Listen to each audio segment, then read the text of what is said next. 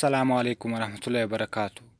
مینه منګل ووژل سوه. دا چې څنګه ووژل سول او چا ووژل او چیرې ووژل دا به موږ تاسو ته په ویډیو کې ووایو.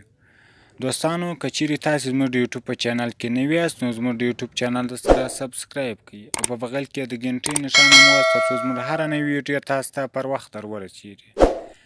مینه منګل چې پخوا یې په رسنیو کې کار کاوه او اوس د ولسي جرګې د دیني او فرهنګي کمیسیون سلاکاره وه، نن سهار کابل کې په ډزو ووژل سوه.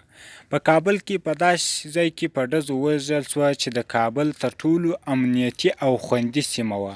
د کابل په کارتینو سیمه کې ووژل سول د نامعلومو وسلوالو د خوا څخه. مور یې وایي چې قاتلین یې ورته معلوم دي خو د بې ننګو او بې پروا چارواکو د لاسه هیڅ غږ نشي کولی. که خپل غږ هم پورته کړي څوک یې خبره نه اوري. نو دوستانو که مو چیرې دغه چینل مطلب خوښ شوی در سره سبسکرایب یې کړئ او د نورو ملګرو سره یې شیر کړئ دا ویډیو.